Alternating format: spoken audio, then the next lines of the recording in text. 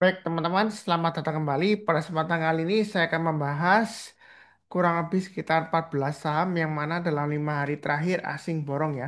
Jadi untuk minggu ini tanggal 3 November sampai tanggal 7 November 2025 ya. Jadi ini merupakan opini saham, bukan rekomendasi saham, bukan analisa saham ya seperti itu ya. Melainkan pendapat pribadi saya. Jadi saya nggak nyuruh-nyuruh orang beli, nggak nyuruh-nyuruh orang jual, juga nggak memberikan analisa, hanya opini pribadi berdasarkan trennya, ya terutama paling sederhananya menggunakan MA20-nya.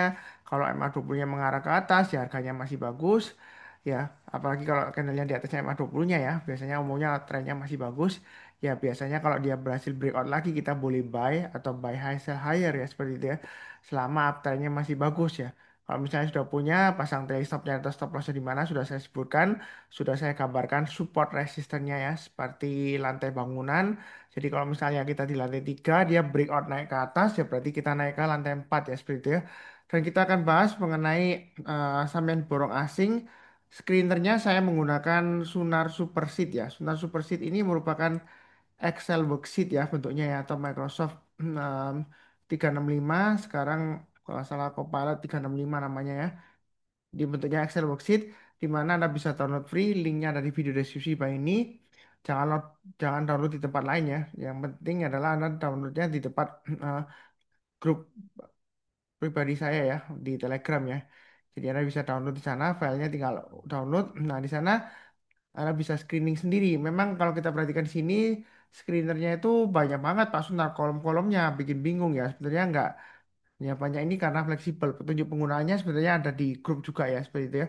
Jadi yang penting kali ini saya fokusnya ke net buy sell asing ya. Jadi di sini screenernya adalah saya pilih yang CUM kumulatif ya, NBSF, net buy sell foreign 5 hari 5D ya berarti ya. Dan saya urutkan berdasarkan transaksi value yang terbesar ya. Jadi yang mana akumulasi asing paling besar. Nah kalau kita perhatikan ini mulai dari BCA sampai dengan ini nanti saya bahas kurang lebih sekitar 14 ya. 15 ya. Jadi sampai dengan mulai dari BCA sampai Inco itu kurang lebih kalau eh, kita total sekitar 6 triliun ya dalam 6 6 triliun dalam 5 hari terakhir untuk 15 saham ini ya. Ya, jadi saya langsung sharekan untuk chartnya atau grafiknya. Yang pertama yang saya bahas adalah untuk saham BCA. Jadi saham BCA ini didukung dengan kinerja yang masih solid ya. Walaupun pertumbuhan laba bersihnya sekitar 4 atau 5% ya. Tapi dia ada berita bagus juga sentimennya sehingga dia mengangkat yaitu BCA akan buyback ya. Nah, harga buybacknya kalau nggak salah sekitar eh, sampai dengan 8.900 kalau nggak salah seingat saya ya. Jadi ini sebenarnya untuk harga sekarang BCA itu masih cukup lumayan murah lah ya seperti itu ya. Memang BCA ini salah satu saham yang dihargai mahal ya. Dan sebelumnya saya sudah pernah sebutkan juga BCA itu sebelumnya ya, sejauh ini ya sebelumnya yang saya sebutkan dia adalah salah satu saham yang anti nyangkut. Dalam arti kalau kita nyangkut kita hold 1 atau 2 tahun biasanya bisa BEP ya. Dan kita cuannya dari dividennya ya. Mungkin kalau BEP ya kita cuma dapat dividennya doang ya. Seperti itu. Itu worst case-nya atau kasus terburuknya. Nah, kali ini memang sejak penurunannya setahun, sudah hampir setahun ya, year to date ya, ini kan tinggal 2 bulan lagi, itu masih belum positif returnnya ya.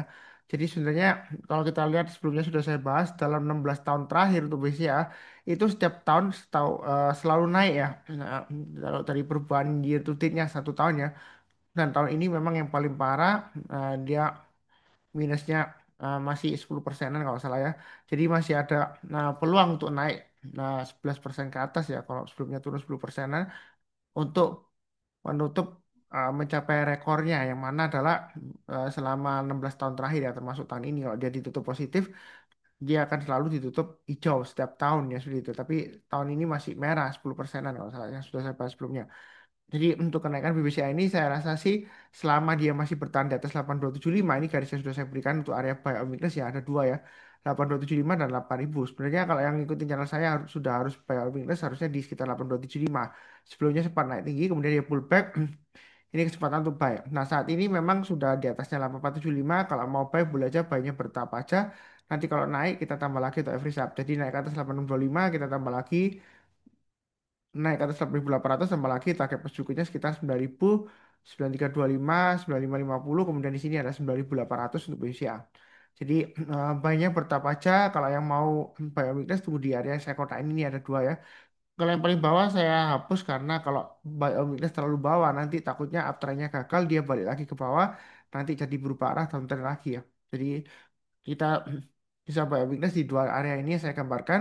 Kalau nggak dikasih kita buy high sell higher naik ke atas 825 dalam minggu ini Anda boleh buy naik ke atas 8.800 tambah lagi dan seterusnya.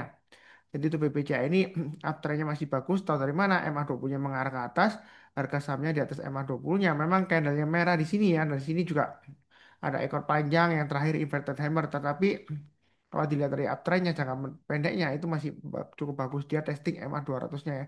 Jadi jangka menengahnya ini kalau kita lihat MA200-nya masih mengarah ke bawah.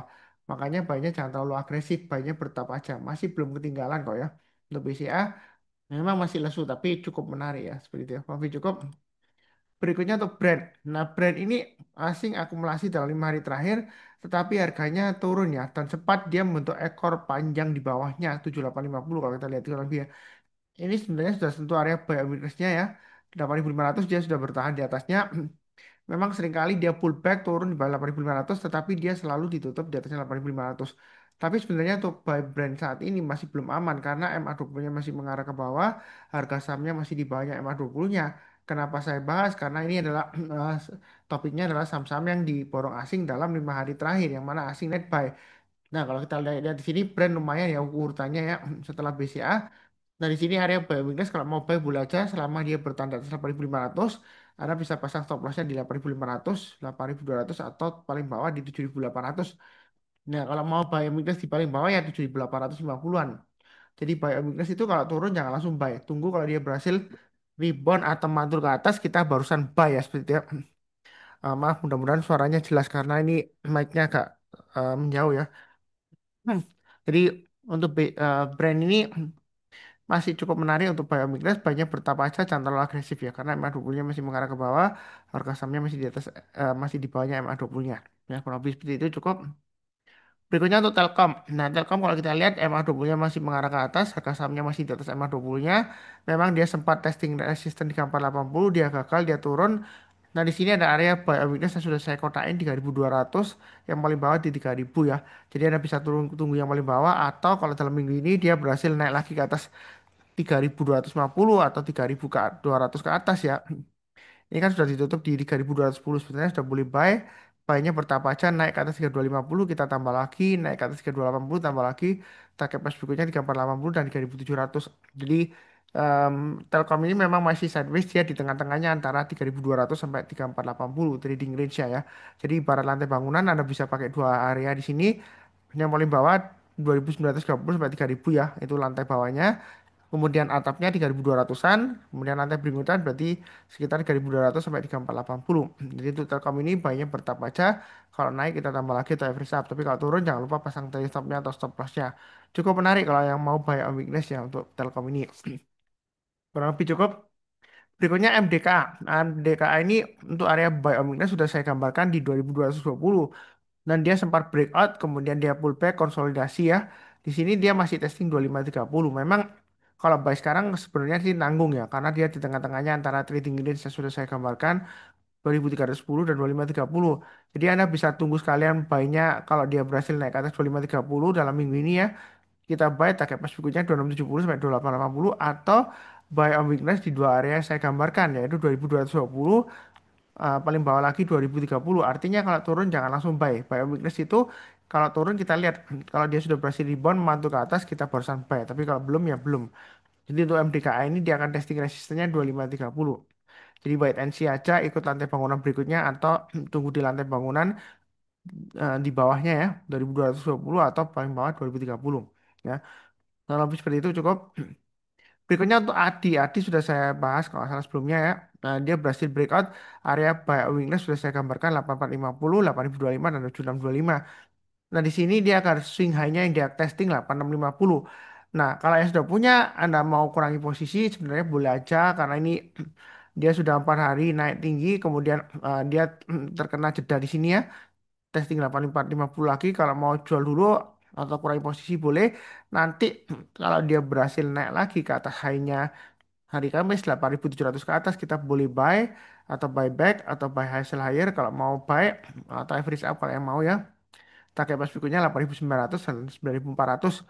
Yang mau buy on weakness bisa tunggu di 8.450, 8.025 atau 7625. Jadi kalau turun lagi tunggu kalau dia berhasil rebound atau mantul ke atas. Paling enak sih tunggu di area sekitar EMA 20-nya. Mungkin sekitar 8.025 sampai 8.050 atau 8.075-an ya. Seperti itu ya. Jadi turun jangan langsung buy.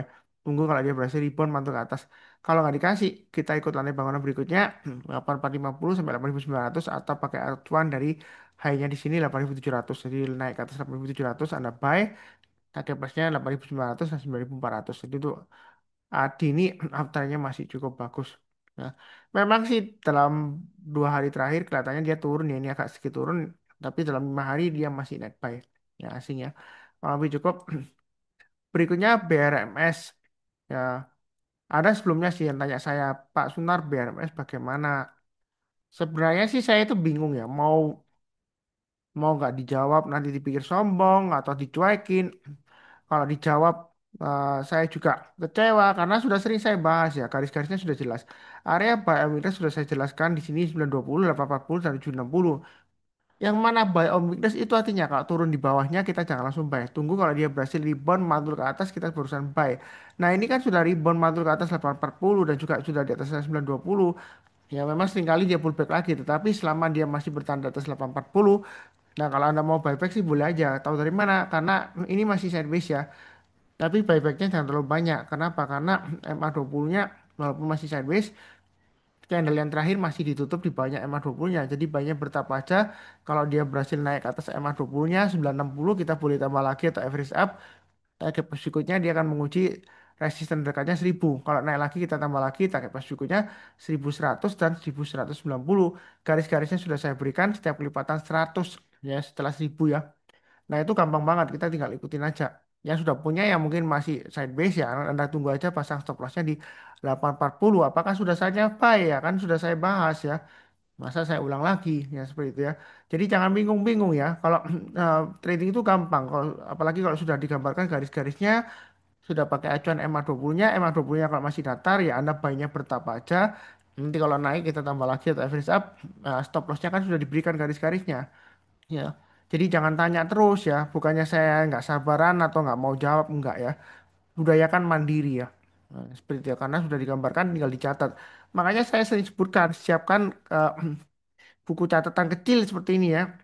Jadi Anda tulis trading range-nya yang sudah saya berikan. Jadi gampang ya.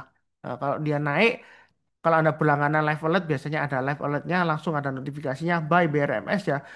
Anda boleh buy ya, atau buy on weakness ya seperti itu.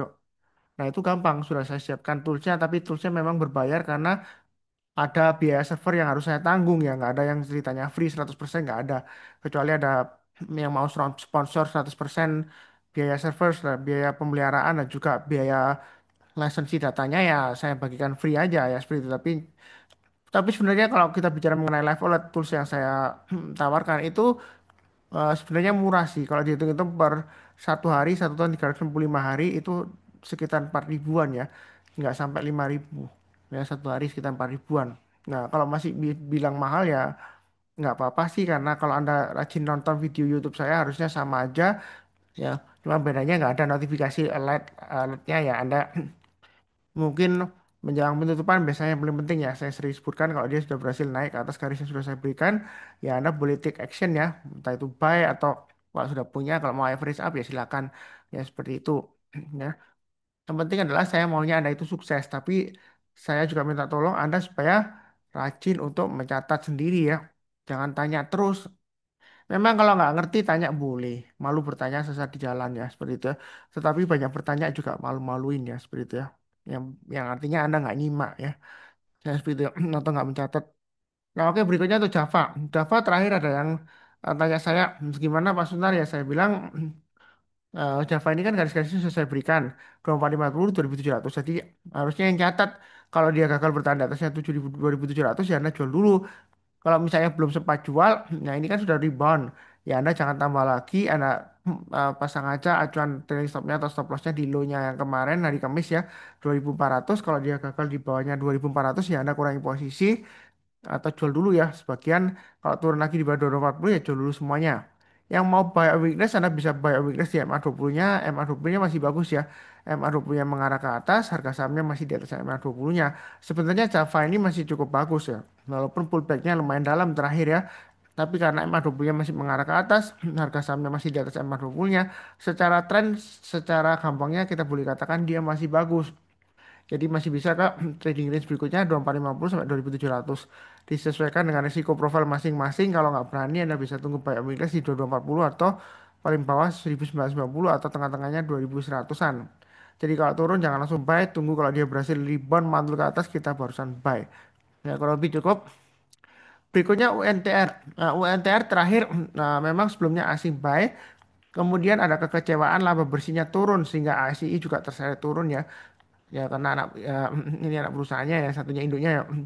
Nah, sebenarnya tuh UNTR ini masih cukup menarik ya. Kalau mau buy Inggris Anda bisa tunggu di area. Ini sudah gambarkan ada 3 26125 25500 24675. Memang terakhir karena eh, laporan keuangannya mencecewkan ya mungkin dia masih koreksi. Jadi Anda tunggu aja nanti kita lihat dia reboundnya di mana. Ada 3 area yang saya gambarkan. Yang sudah punya jangan lupa pasang stop lossnya. Kalau belum ya 26775 low-nya yang terakhir. Kalau dia turun di bawahnya itu lebih baik kurangi posisi. Kalau dia turun lagi di bawah 26125 jual dulu semuanya. Karena kalau dia gagal bertahan di atasnya 26125 dia akan turun untuk testing harian 24.000 sampai 24675. Kalau yang mau buyback atau average up yang sudah punya tunggu kalau dia sudah berhasil naik lagi ke atasnya 27500 ya. Ya seperti itu ya. Karena saat ini masih tengah-tengahnya antara 26125 sampai 27500 apalagi terakhir ada bad news karena laba bersihnya turun ya lumayan drastis ya. Mungkin ada baiknya tunggu aja di bawah untuk buy weakness-nya. Ya, Anda bisa pilih 3 area ini. Jadi kalau rebound barusan buy ya. Kalau belum rebound atau belum mantul ya jangan buy dulu. Buy-nya pun jangan terlalu banyak karena dia masih proses testing cari area supportnya ya testing supportnya berikutnya entah itu nanti di 24.000 atau 24675 atau paling dekat ya kalau dia masih strong ya dia 26125 itu area pullbacknya ya kita tunggu di sana ya kurang lebih cukup. Berikutnya Bank Mandiri. Nah untuk perbankan Big Bank saya sudah sebutkan saya sudah buy dan saya masih belum jual ya untuk Bank Mandiri. Memang terakhir laba bersihnya mengecewakan tetapi beberapa analis mengatakan sudah expected lah ya. Memang laba bersihnya bakalan turun ya. Tapi kalau kita lihat dari peluang dividennya yang akan datang, dividen yieldnya BBMR ini jauh lebih tinggi daripada yieldnya obligasi saat ini ya. Nah, jadi kemungkinan masih bisa naik sampai pembagian dividen tahun depan. Ini area buy Inggris sudah saya gambarkan 4450 dan 4550. Jadi kalau dia dites lagi turun di bawahnya kita jangan langsung buy. Tunggu kalau dia berhasil rebound atau mantul ke atasnya kita barusan buy. Nah di sini ada swing high-nya hari Kamis 4830. Kalau dalam minggu ini dia berhasil ditutup di atasnya 4830 atau menjelang penutupan sudah berhasil bertahan di atas 4830, Anda boleh buy atau tambah lagi. Target pas berikutnya dia akan menguji area sudah saya gambarkan resistennya pas 990.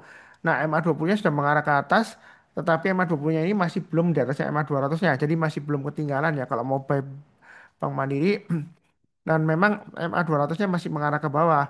Harga sahamnya masih di bawahnya MA200-nya. Jadi buy-nya bertahap aja, jangka menengahnya masih cenderung bearish walaupun jangka pendeknya sudah mulai uptrend ya. MA20 sudah mulai mengarah ke atas. Ya, kalau lebih seperti itu buy-nya bertahap aja. Apakah nanti bakalan turun lagi Pak Sunar? Ya saya nggak tahu ya. Yang penting kalau dilihat dari uptrendnya sudah mulai narik. Kalau mau bayar migran ya boleh ya. Jadi Anda bisa tunggu yang area saya kotain ini. Tunggu rebound, mantul ke atas kita berusaha buy. Tapi kalau belum rebound ya jangan buy dulu. Nah kalau nggak dikasih kita buy high sell higher ikut lantai bangunan. Garis-garisnya sudah saya gambarkan. Ya kurang lebih seperti itu cukup. Jangan lupa dicatat ya. Kemudian berikutnya Unilever. Ada perbaikan fundamental, asing juga mulai akumulasi buy. Nah, bagaimana Mas Sunar? Nah, kalau kita perhatikan sini, ini kan ada area konsolidasi antara low-nya 2450 dan swing hari sini 2840. Nah, sekarang kurang lebih masih di tengah-tengahnya ya, sedikit di bawahnya, tengah-tengahnya, bukan tengah-tengahnya, di bawahnya ya, sedikit. Nah, yang sudah punya, Anda boleh pasang trailing stop-nya atau stop loss-nya pakai acuan low-nya di sini 2450. Selama bertahan di atasnya 2450, sebenarnya untuk Unilever ini masih ada peluang untuk breakout lagi ke atas 2740 dengan targetnya 2940. Jadi sudah punya Anda pasang stop loss-nya ya di 2450 atau Anda mau buy sekarang sebenarnya boleh aja buy on weakness ya.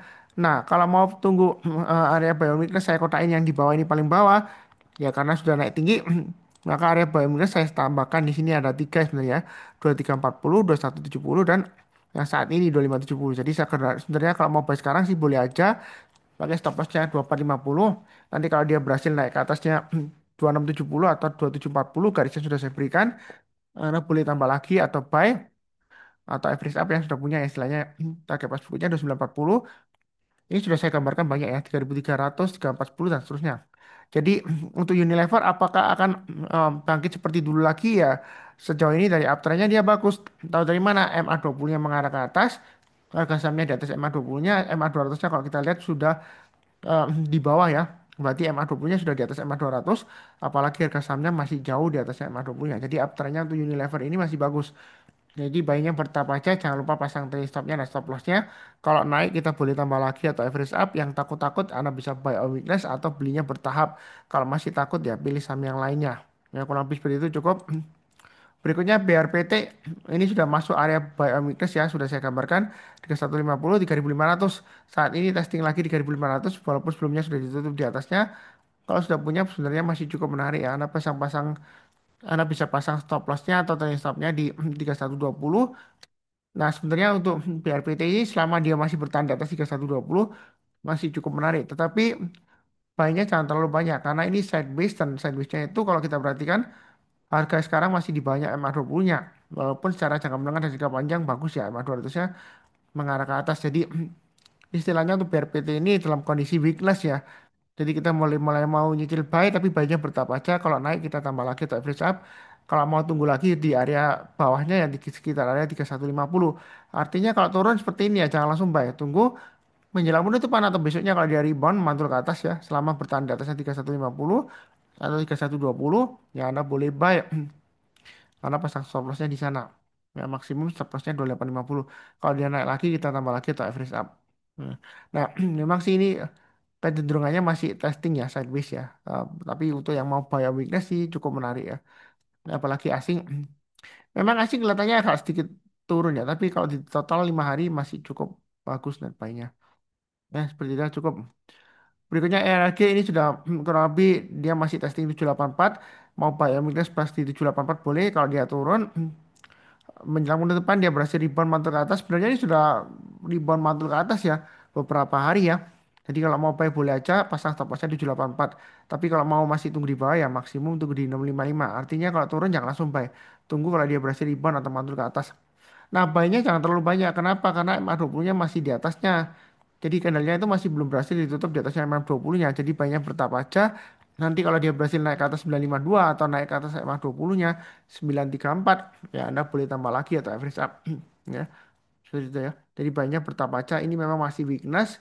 Jangan terlalu agresif karena eh, yang penting adalah pasang stop loss-nya di 784 ya. Selama dia bertahan di atas 784 masih ada peluang untuk bangkit lagi dengan target price-nya 1168. Dia akan menguji lagi area swing high sebelumnya tanggal 14 Oktober 2025. Ya, kurang lebih cukup. Berikutnya untuk AMRT ini masih koreksi, MA20-nya mengarah ke atas. Kalau yang mau buy weakness, saran saya tunggu aja kalau dia sudah berhasil naik lagi ke atas MA20-nya ya, yaitu di 2088 atau 2090 ke atas, kita barusan buy atau 2150 ya. Jadi ada dua area. eh, Tunggu naik ke atas 2090-an atau 2150 kita barusan buy ya. Baiknya bertahap aja target price berikutnya 2280 dan 2390 ya. Selama bertahan di atas 2000 saya rasa sih AMRT masih cukup menarik bagi yang mau buy on weakness ya. MA20-nya masih mengarah ke atas tapi jangan terlalu banyak karena candlenya masih belum berhasil ditutup di atasnya. Sebelumnya hari Kamis sempat motong tapi dia masih ditutup di bawahnya MA20-nya. Ya, jadi baiknya bertahap aja. Ini kesempatan untuk buy on weakness apalagi asing juga buy ya seperti itu ya dalam 5 hari terakhir ya. Kurang lebih cukup. Berikutnya Gojek Tokopedia, ya entah kenapa ini sebenarnya sudah mau ganti nama menjadi ByteDance tapi masih belum ya masih bawa nambah Gojek Tokopedia. Nah kalau kita perhatikan memang ada perbaikan EBITDA-nya ya. Tapi kalau dari past actionnya ini masih belum ada aktivitas yang signifikan ya. Jadi memang saya di bawah kalau mau buy sekarang boleh aja pasang stop lossnya 58. Ya, kalau dia naik lagi ke atas 61, Anda boleh buy yang mau buy hasil higher ya, ikut lantai bangunan berikutnya 61 sampai 68 ya. Atau kalau sudah punya tambah lagi ya nanti ya kalau sudah berhasil naik ke atas 61 ya. Buy-nya untuk bisa tunggu kalau naik ke atas 61 aja lebih baik ya. Karena buy sekarang nanggung tengah-tengahnya antara 58 sampai 61.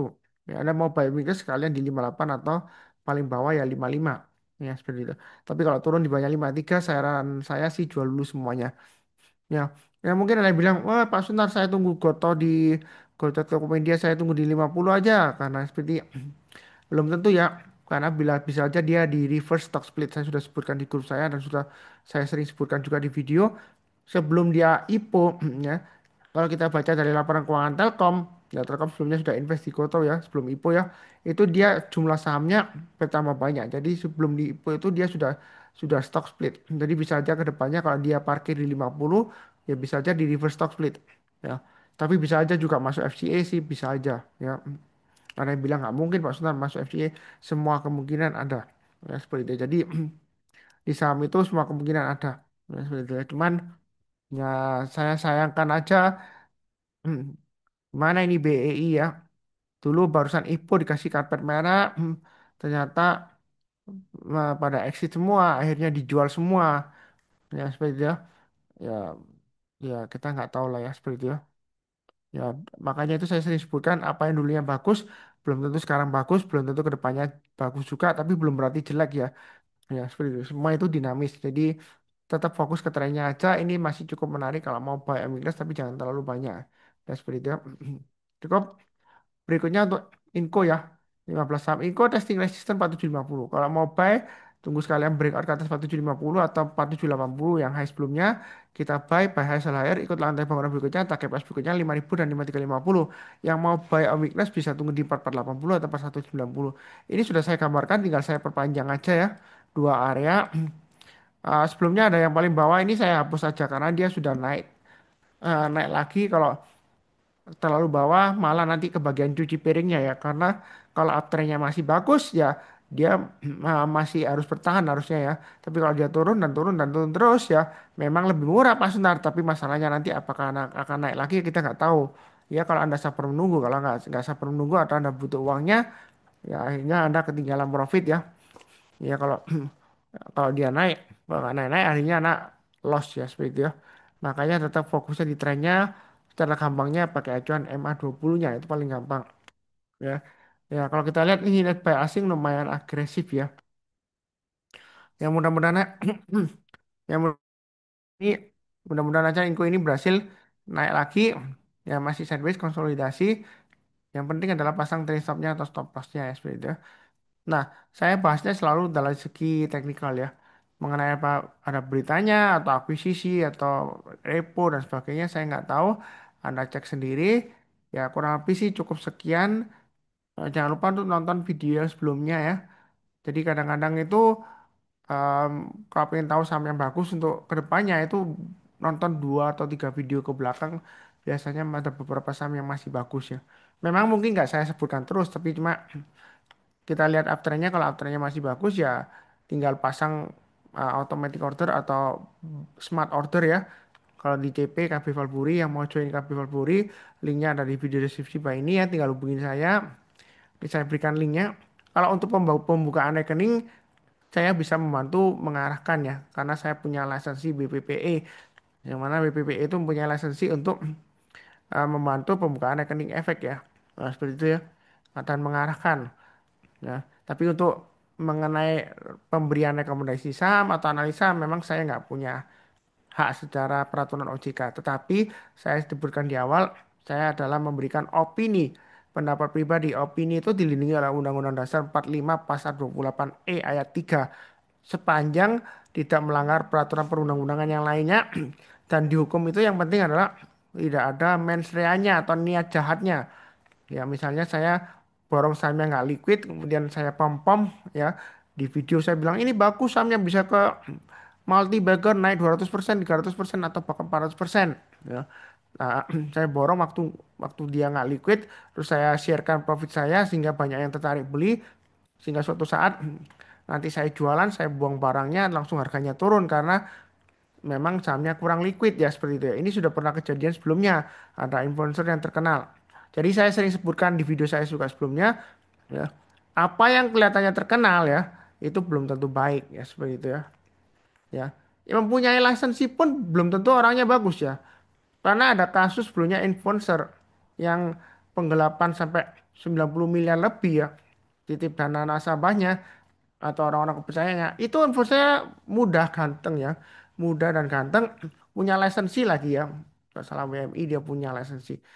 Ya, sebelumnya dia kerjanya di sekuritas kalau salah atau MI tertentu saya kurang jelas. Itu dia punya lisensi. Entah setelah itu dia keluar, dia terima titip dana akhirnya gelap. Ya, caranya dia salah. Jadi walaupun punya lisensi, punya izin, tetapi dia penggunaannya salah. Ya, perusahaannya nggak ada izinnya. Ya, gelap istilahnya ya. Titip dana itu gelap. Ya, dia bukan perusahaan investasi, terima titip dana. Ya, walaupun ada izin WMI-nya, akhirnya izinnya dicabut. Nah, seperti itu. Yang penting saya itu tidak ada pernah punya niat jahat. Saya maunya semua follower saya itu subscriber saya kalau bisa sukses ya. Saya dorong untuk sukses. Saya malah lebih senang kalau jadi influencer yang memang nggak terlalu banyak subscribernya atau followernya, tetapi saya bisa membuat orang sukses ya seperti itu ya. Ya, buktinya ada beberapa yang saya bantu sudah sukses, dia sudah mandiri ya, bisa nyatet dan rata-rata dia juga kadang-kadang sering share profit ke saya juga. Ya, saya juga senang ya seperti itu kalau bisa bantu orang sukses ya seperti itu. Nah, daripada saya jadi influencer yang punya million subscriber atau million followers, tetapi saya suksesnya dari subscribernya atau followernya, entah itu dari endorsement atau dari pendapatan iklan. Ya, sehingga kaya raya mungkin bisa beli rumah sampai 100 miliar ya, karena ada influencer yang bisa beli rumah sampai 100 miliar. Nah, apakah followernya atau subscribernya juga pada bisa beli rumah sampai 100 miliar sama seperti influencernya? Ya kan enggak. Dia suksesnya dari followernya atau subscribernya. Saya maunya Anda sukses, saya dukung terus. Kalau mau tanya sih boleh aja. Linknya kan saya sudah saya berikan ya untuk Telegram saya ya. Anda tinggal chat aja. Yang penting adalah Anda sabar, fokus, dan disiplin. Itu tiga kunci sukses di saham. Di saham ya. Kalau Anda nggak sabaran, Anda nggak cocok di saham. Anda nggak fokus, Anda nggak cocok di saham. Anda nggak disiplin, saya rasa juga Anda nggak cocok di saham. Nggak semua orang cocok di saham terus terang aja ya. Loh, Pak Sunar kok gimana sih mengatakan? Iya sih, ibaratnya gampang aja. Nggak semua orang itu cocok jadi dokter. Nggak semua orang cocok jadi insinyur. Nggak semua orang cocok jadi engineer. Nggak semua orang cocok jadi profesor ya kan. Semua ada profesinya beda-beda masing-masing. Nah, untuk jadi investor atau trader saham yang sukses, ada tiga kunci doang. Sabar, fokus, dan disiplin. Kalau Anda nggak punya ketiganya, atau salah satu dari ketiganya, Anda benar-benar parah ya, susah banget untuk sukses di saham. Ya, yang penting tetap semangat. Itu aja. Izinkan di akhir video, saya doakan selalu semuanya selalu sehat, damai, dan sejahtera selalu. Amin. Terima kasih banyak, tetap semangat.